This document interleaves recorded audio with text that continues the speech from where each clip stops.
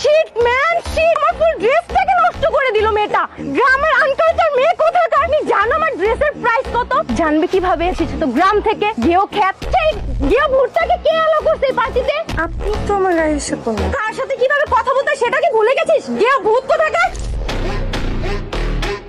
তুমি গেও ভুট্টার জন্য আমাদের হাতে নেওয়া। সে আমার ওয়াইফ। আমার ওয়াইফকে নিয়ে একটা বাজে কথা বলার আগে 10 বার চিন্তা করবা। তোমার সাথে যখন আমার বাইরে দেখা হয়েছে ওই দিনও তোমাকে বুঝিয়ে বলেছি, না আমি এখন ম্যারিড। ওয়াইফ গ্রাম থেকে আসুক, শহর থেকে আসুক, বিদেশ থেকে আসুক, আমি ওকে পছন্দ করি অপছন্দ করি, শি ইজ মাই ওয়াইফ। তারপর আমাকে বারবার ফোন দিয়ে গেছে। প্রত্যেকটা রাতে তুমি আমাকে ফোন দাও। এই মানুষটা তোমার ফোন থেকে কষ্ট পায়। আমি সবকিছু দেখে কিন্তু কিছু বলতে পারি না। কিভাবে না করবো তোমাকে?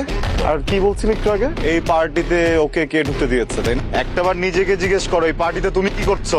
তোমাকে কে ঢুকতে দিয়েছে? প্রধান গ্রুপ অফ ইন্ডাস্ট্রিজের 80% শেয়ার হোল্ডারের বৌমা আমার ওয়াইফ। সে যদি এই পার্টিতে ঢুকতে না পারে তাহলে কি 5% শেয়ার হোল্ডারের মেয়ে পার্টি করবে? নিজের যোগ্যতার মানুষের সাথে কথা বলবা। নেক্সট টাইম তুমি যদি আমি বা আমার পরিবারের কারোর সাথে কোনো বাজে আচরণ করো বা কন্ট্যাক্ট করা ট্রাই করো, এটা তুমি এবং তোমার বাবার জন্য অনেক খারাপ হবে।